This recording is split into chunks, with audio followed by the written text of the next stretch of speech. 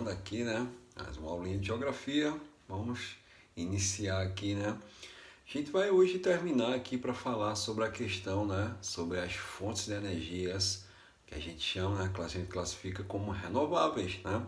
Hoje a ideia é trabalhar sobre o potencial que a gente tem, né? Hidrelétrico, né? A gente vai falar um pouquinho específico sobre esse potencial hidrelétrico que o Brasil tem e como esse comportamento dessa produção energética, né, a nível mundial e fazer as comparações que acontecem, né, no Brasil e no mundo, certo? Sobre essa questão das hidrelétricas. Vamos lá começar? Então, o objetivo hoje é trabalhar sobre hidrelétricas, né?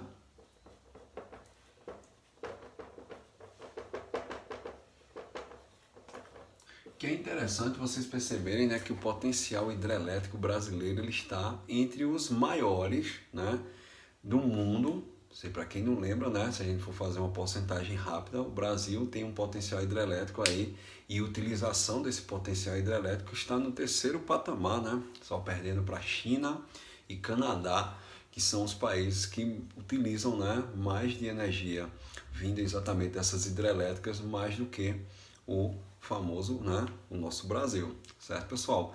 Então, vocês devem lembrar que esses patamares estão relacionados principalmente porque as regiões que utilizam as hidrelétricas estão relacionadas, né, no caso, estão relacionadas diretamente com a questão, né, do próprio potencial que o país possui aí, né, dessa produção hidrelétrica.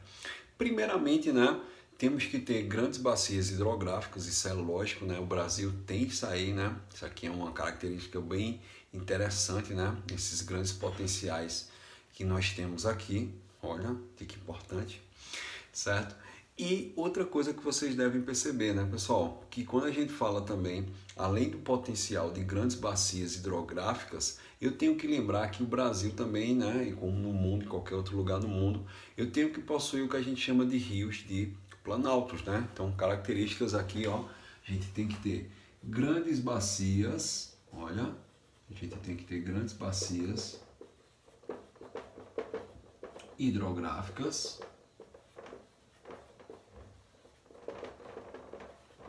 Tem que ter grandes bacias hidrográficas. O Brasil possui, né?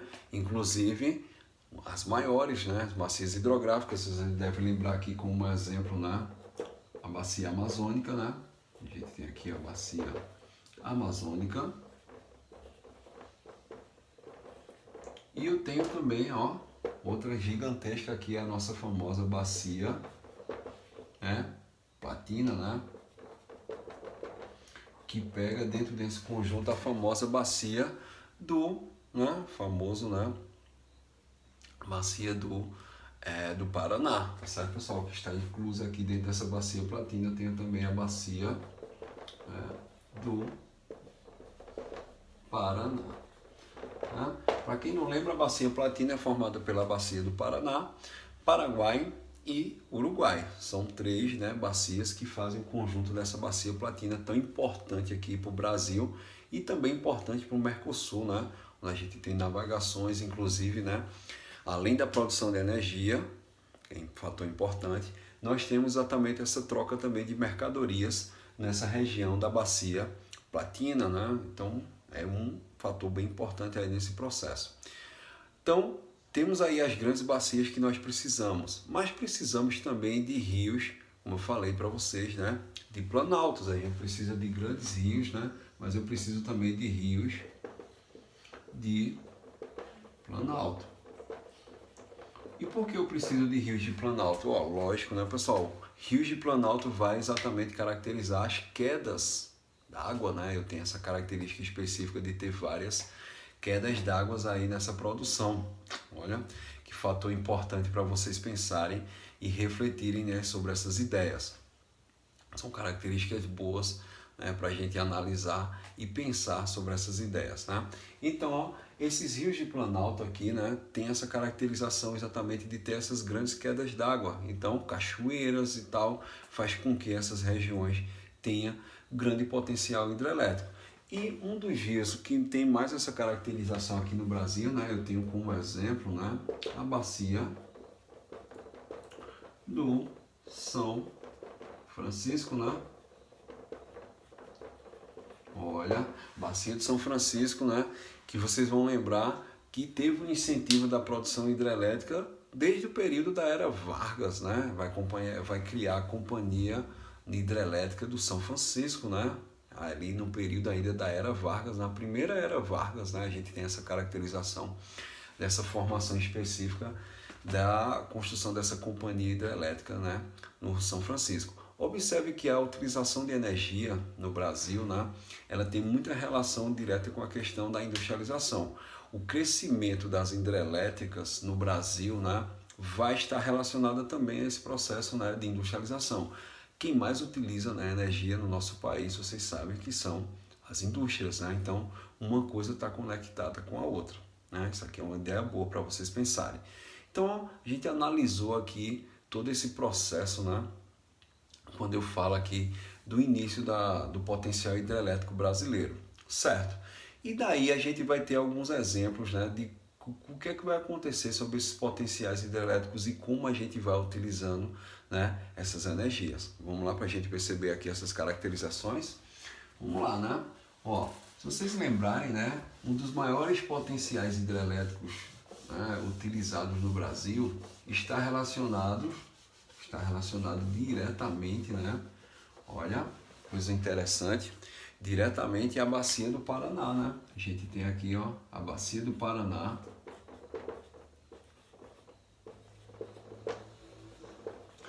Na Bacia do Paraná eu encontro a maior hidrelétrica brasileira, né? A famosa binacional, né? Itaipu, né? Que é uma hidrelétrica, né?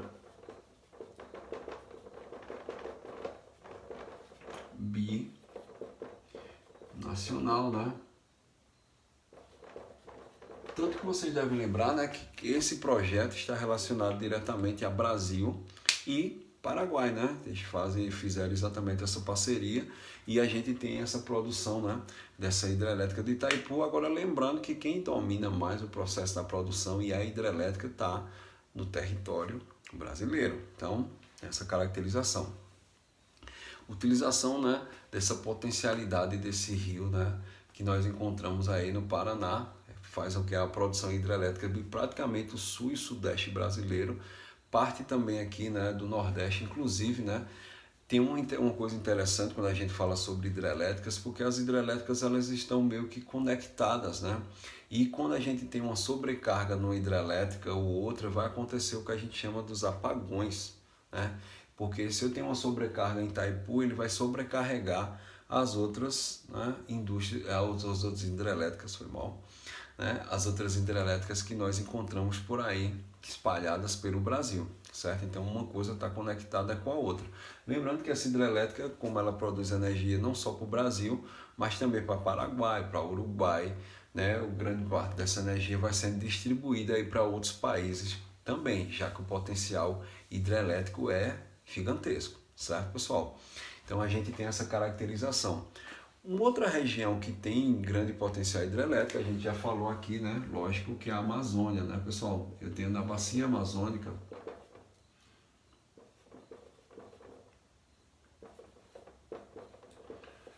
a produção, né, de grandes usinas hidrelétricas, né? Eu tenho uma mais antiga, né, que é chamada a usina de Balbina, né? Eu tenho aqui a mais antiga, né, que é Balbina, né, que fica lá na Amazônia. Mas o caso mais emblemático que vocês devem lembrar é do projeto, né, do Belo Monte, né, pessoal? A gente tem um projeto aqui, né, da produção da usina de Xingó, né? Vou colocar aqui a hidrelétrica.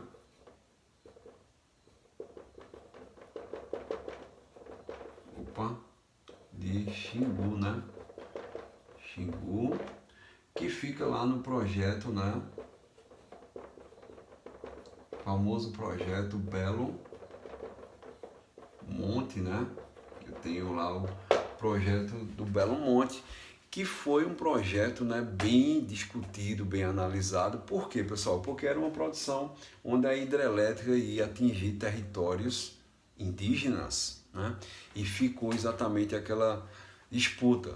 Ou a gente faz o crescimento dessas regiões aí do crescimento, né, da produção de energia, ou a gente, né, tem esse processo de ter uma compaixão mais com os índios, né, no seu... Na realidade não é nem compaixão, é você ter exatamente, né, um respeito também, né, pelos territórios e pela história que o índio tem, e o território é dele, né? Mas foi exatamente essa disputa entre as empreiteiras que iriam fazer de toda forma esse processo da produção de Belo Monte, e os índios começaram, né, a contestar essas áreas. Você sabe que na Amazônia tem muita disputa né, de relações aí indígenas, e as empreiteiras, as grandes madeireiras também que fazem extrativismo na região, e provoca exatamente essa caracterização, né, dessa disputa dessa área específica, né, quando a gente fala da produção de energia também. São coisas que vocês devem lembrar e analisar e levar, né, como consideração de todas essas ideias, ok? São coisinhas para vocês pensarem e refletir sobre essas questões, ok, pessoal? Então, ó, eu tenho essa caracterização aqui dessa produção, né, dessa hidrelétricas. Tem outros projetos de outras hidrelétricas também na região amazônica, mas como eu falei para vocês, né, também esbarram, né, nessa caracterização, porque muitos lugares, né, faz exatamente, né, uma análise que vocês podem pensar, esse embate entre a gente tem entre as empreiteiras e os territórios indígenas. Eles vão começar exatamente, né, caracterizar essa disputa aí, né, territorial, que na realidade é uma disputa desigual, né, onde a gente sabe que o índio sempre acaba perdendo. Porque, ó, o projeto Belo Monte foi toda uma discussão, foi toda uma, né, específico toda aquela questão do desmatamento e tal, e foi os impactos que a gente chama, né? Porque aqui o impacto de uma usina, ele não é um impacto só que a gente chama um impacto só do meio ambiente, né, natural. A gente também tem um impacto que a gente chama social, né, pessoal? Quando a gente faz aqui a produção da energia, eu tenho um impacto ambiental. Como é que eu sei que tem um impacto ambiental? Lógico, né, pessoal? Para fazer uma hidrelétrica, eu tenho que fazer o desvio do rio, né? Construir aquela barragem no meio do rio. E esse processo de fazer a barragem, eu vou fazer inundações em lugares que antigamente não eram inundados. Várias regiões da Amazônia e outros lugares do Brasil que foram construídas hidrelétricas, aconteceram grandes impactos ambientais, como por exemplo, né, a floresta ser inundada, regiões ser inundadas, cidades ser inundadas, e assim por diante. Então tem esse impacto ambiental também acabando com a fauna e a flora, os ecossistemas que tinha naquelas regiões. Esse é o primeiro impacto aí ambiental que você deve pensar. Mas eu tenho também o impacto social, né? Eu tenho um impacto aqui social que está ligado diretamente ao que? A retirada da população ribeirinha, né?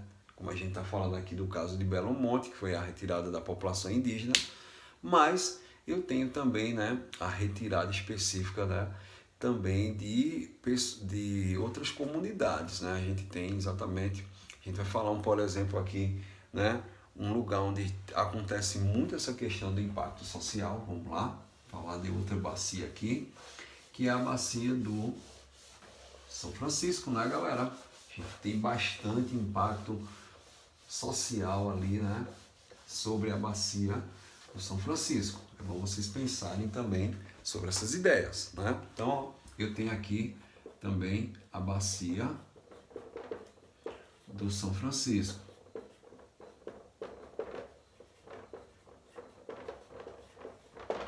Nessa bacia do São Francisco, a gente tem produções de várias hidrelétricas. As mais famosas, né? Vou botar aqui os exemplos para vocês lembrarem, né? Eu tenho Paulo Afonso, que é exatamente, né, dividido aí, Paulo Afonso 1, 2 e 3, né? Tenho Xingó, que fica pertinho também, né, de Paulo Afonso. Eu tenho a formação de Xingó. Eu tenho também, né, aqui, né, na região do Rio São Francisco também, Sobradinho, né, que são as usinas mais clássicas que eu tenho exatamente caracterizado na bacia do Rio São Francisco.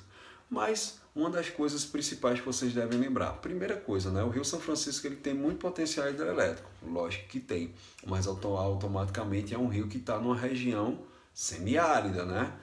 Vocês vão lembrar aqui que o Rio São Francisco, né,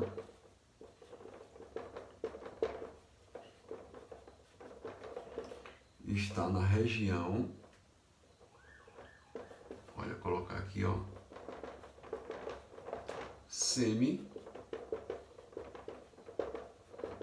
na região semiárida, né? E por estar nessa região semiárida, o que é que acontece, né? Vocês vão lembrar que o rio ele precisa também, né, de uma alimentação, né, uma alimentação periódica para ele não secar, né, pessoal? Vocês lembram que o Rio São Francisco ele é um dos únicos perenes, né? Lembra lá o que é perene, né, pessoal? Aquele rio que não seca, ele é um dos únicos perenes que nós temos dentro da própria bacia do São Francisco. Todos os outros rios que estão ao redor do Rio São Francisco, as outras pequenas bacias, né, como por exemplo a bacia do Ipojuca, né, a gente tem também, né, a bacia do Pajeú, né, aquela famosa música de Luiz Gonzaga, né, Riacho do navio do Rio Pajeú, o Rio Pajeú vai despejar no São Francisco e o Rio São Francisco vai bater lá no meio do mar, né? Quando ele fala exatamente sobre essas características, olha como o Luiz Gonzaga estava nos dando uma dica geográfica preciosa, né? Ele estava falando sobre as bacias que fazem, né, que são afluentes do Rio São Francisco. Mas engraçado que todas essas bacias, né, pessoal, elas são intermitentes, elas secam, né, nos períodos da seca. E o Rio São Francisco é um dos únicos que consegue, né, sobreviver a todo esse processo. Mas aí vem a polêmica, né? Produção de energia, o impacto aí do desvio da água do rio, né? Vocês devem lembrar. Tem também lá, olha uma observação aqui para vocês, né? A gente vai lembrar também da famosa transposição de São Francisco, né? A gente também tem a transposição do São Francisco.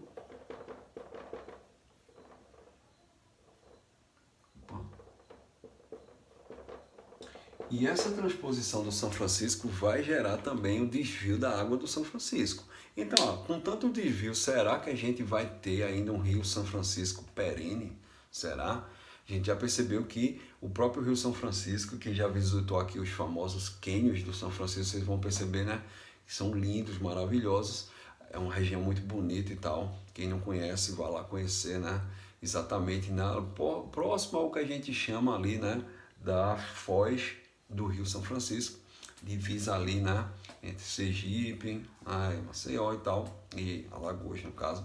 A gente tem aquela divisão específica, né, e é lá que nós encontramos dentro desse cânion do São Francisco, né, há uma redução dessa água do São Francisco, né, são regiões ali que a gente já percebe, né, que o Rio São Francisco ele está diminuindo, né, a vazão do São Francisco ela está sendo reduzida, né. Apesar que a gente pega esses períodos de chuva, a gente dá uma alimentação maior nesse Rio São Francisco, mas ele sofre também com o processo de seca.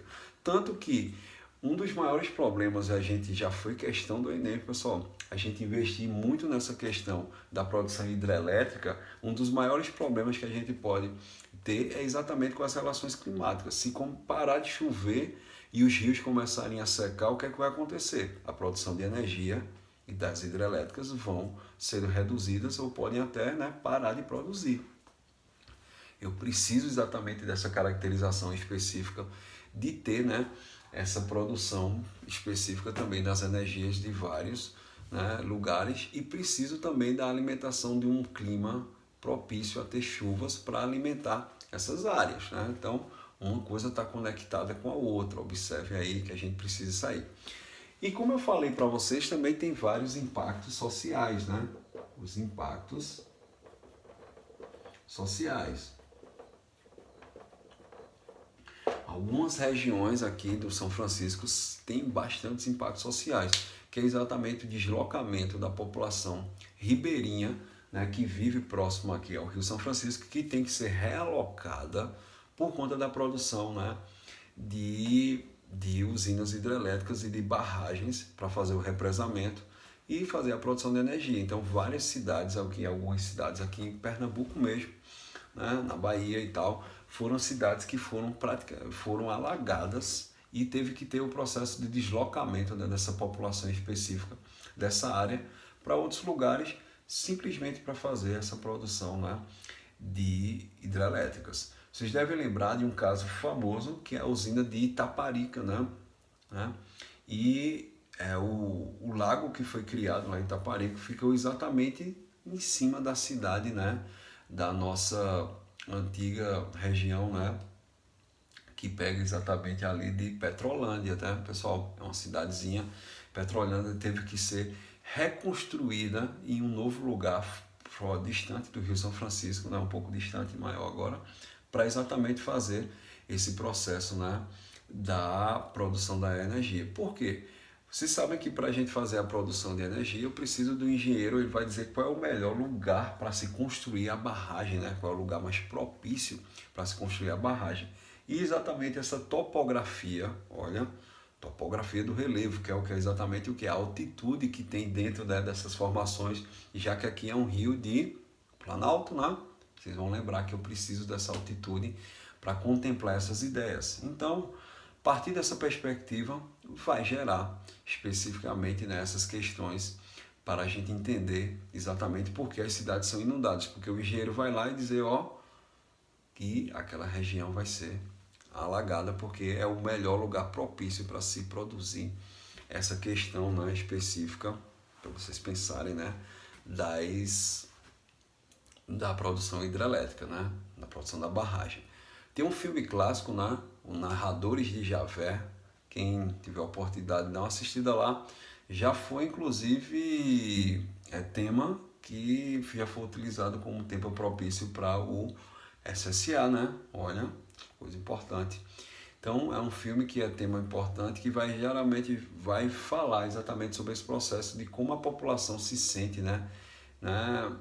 Para entrar dentro dessas características, olha, para entrar dentro dessas características específicas, né, de deslocamento da população ribeirinha para a construção de barragens e para a construção de hidrelétricas, certo? Isso aqui são coisas boas para vocês pensarem e são coisas reais que acontecem, que a galera reproduz aí no cinema, mas está retratando o impacto social que é produzido aí com esse processo, certo? Isso aqui são dicas boas para vocês perceberem, né? Cinema, música, tudo é cultura, né? E a gente precisa exatamente entrar nessa onda para aprender mais um pouquinho, né, pessoal? Sempre aprendendo, com certeza. Ó, além dessa bacia do São Francisco aqui que a gente já comentou as suas características principais, né, que faz esse processo, eu também não posso deixar de falar, lógico, né, sobre a bacia do Tocantins-Araguaia, né, pessoal? Tem uma importante hidrelétrica lá também, né? A gente tem lá na bacia do Tocantins-Araguaia, a gente tem aqui, ó, a bacia do Tocantins Araguaia. É nessa bacia que nós encontramos uma importante, né, produção hidrelétrica também, aqui no Brasil, que é exatamente, né, na usina de Tucuruí. A gente tem aqui, ó, a usina de Tucuruí. Ela é importante, né, pessoal, essa usina de Tucuruí, não só pela produção de hidrelétrica, né, da produção de energia, né, mas ela é importante também para o processo de escoamento, a ligação que existe, né, entre o centro-oeste brasileiro até a região norte do país, né? Ela tem uma ligação aqui, para vocês colocarem aqui, ó, a relação do transporte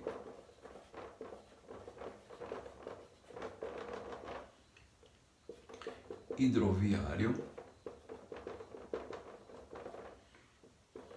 né, entre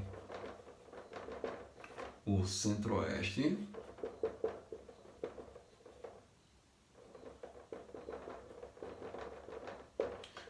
e o norte do Brasil, né? Lógico.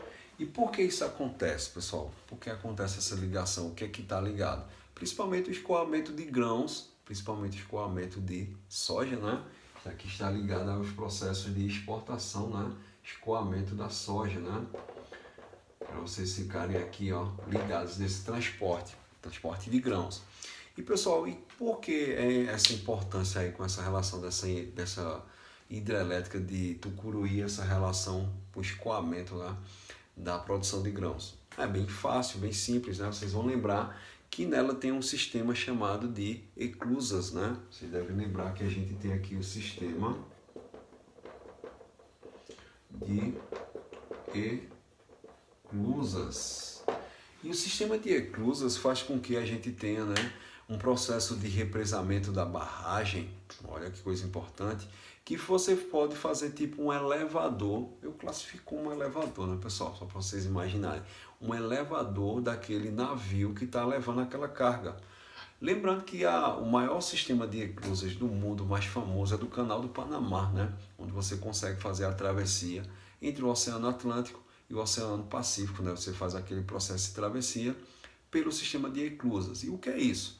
Você vai botar exatamente, né, paredões, onde você consegue colocar o navio ali no meio, né? E o que faz o processo de elevar ele, né, se você está subindo, né, o rio, né, no caso, você está subindo o rio, e o que faz esse processo de elevar esse rio até um patamar e mandar ele para o outro lado é exatamente esse sistema das eclusas, né? Os paredões eles de ferro vão abrindo, o navio entra, eu encho aquela área, o paredão desce de novo, né? Encho aquela área, depois eu abro o paredão de cima e ele, né, vai passando como se fosse, né?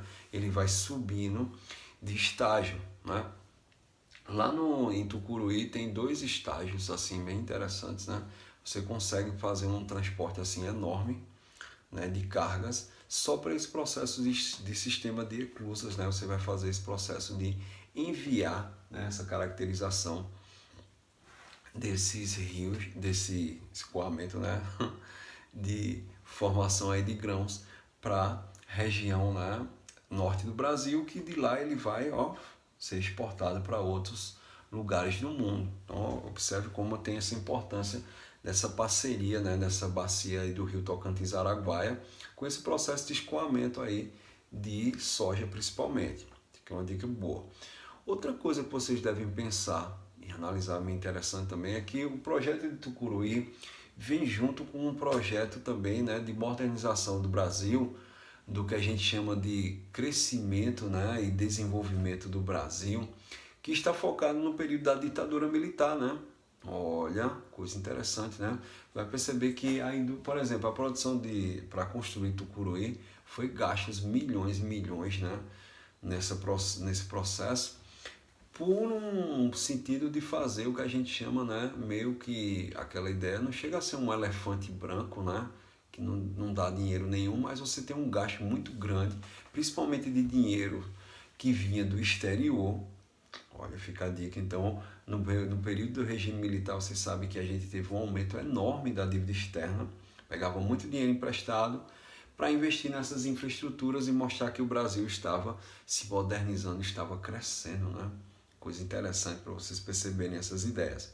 Então, vai fazer esse processo de crescimento do Brasil através dessas categorias, né? E Tucuruí vai ser uma das representações desse período de ditadura aí, né, militar. Itaipu, que eu falei para vocês, também está ligado a esse processo também da ditadura militar, pessoal. Tudo está inserido dentro desse processo da modernização brasileira. Como eu falei para vocês, o Brasil estava nesse pouco invento, né, crescendo aí nessas características voltadas para a industrialização. Isso vai fazer com que a gente tenha esse crescimento específico, né, como dessa região aqui amazônica, né, estava já ali próximo à região amazônica, para fazer exatamente nessa modernização do Brasil. Então, ó, são usinas, né, eu falei sobre as principais usinas hidrelétricas brasileiras que caracterizam essa produção energética do Brasil e faz com que hoje a gente tenha 63%, pessoal, das energias renováveis brasileiras vem das hidrelétricas, né? Olha que coisa interessante, passa até a biomassa.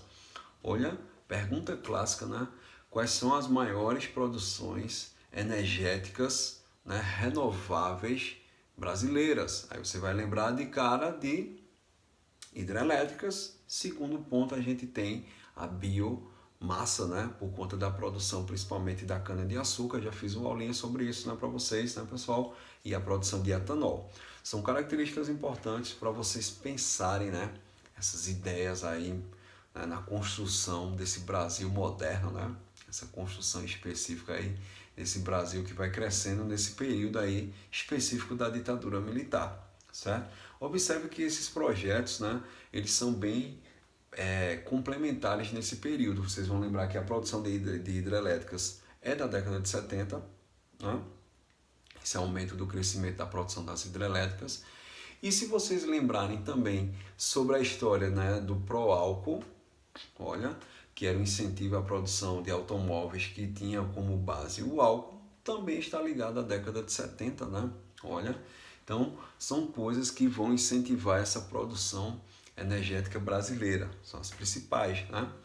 Não posso deixar de falar, né? Só para a gente fechar aqui nossas ideias. Eu pensar que eu estou falando de hidrelétricas, mas é sempre bom citar, né, pessoal? O Brasil também tem um bom potencial, olha, tem um bom potencial também da produção de energia eólica, né? Tem um grande potencial, mas não se esqueçam que tanto a energia eólica como o Brasil também tem um grande potencial, né, solar, de energia solar, mas você não pode esquecer de uma coisa importante, né, que dentro dessas características da energia solar, olha, fica a dica, e tanto da questão da energia eólica, vocês vão perceber, né, que o gasto é muito grande, né, pessoal? São energias que você vai ter um grande investimento para ter uma pequena produção, né? E isso faz com que a gente tenha nessas relações, embora que seja uma energia limpa, lógico que a hidrelétrica é limpa também, né, pessoal? Vocês sabem o que é energia limpa, não sabem? Sabem sim, ó. Quando a gente fala sobre energia limpa, é aquela que não faz emissão de gases poluentes, né, como a emissão de CO2 e assim por diante. Vocês sabem bem disso, né? Não se esqueçam. Então, ó, o Brasil, a hidrelétrica é limpa, é uma energia renovável, tem os seus impactos ambientais e sociais, mas é de maneira diferente. A questão da produção da energia eólica e solar tem as relações do preço, do custo, manutenção. Pessoal, é muito caro a manutenção, por exemplo, da energia eólica, né? Aquelas torres enormes e tal. Eu tenho eu tenho um grande investimento ali para fazer aquela produção específica, né, daquela energia eólica. Então é bom vocês pensarem, né, que tem também, né, esses entraves. Eu vou fazer um grande investimento, mas automaticamente eu não sei se eu vou ter esse retorno na produção de energia, né? São coisas para vocês pensarem também sobre essas ideias. A energia solar ela é um pouco, digamos assim, mais barata, entre aspas, né? Mas você também tem um gasto específico nessa produção energética. Então, vai aquela velha ideia, né? Ser ou não ser, eis a questão. Será que eu invisto? Será que eu não invisto? E tal. São produções energéticas que vocês devem pensar e refletirem aí nessas suas caracterizações. Certo, pessoal? Isso aqui é só para a gente pensar e refletir, utilizar essas ideias, né, sobre a produção energética brasileira. Espero que vocês tenham entendido, né? A gente já fez todo o caminho aí das energias não renováveis, né? Falei um pouco sobre petróleo, falei um pouco sobre carvão mineral aqui no Brasil e tal. A gente fez uma caracterização também a nível mundial.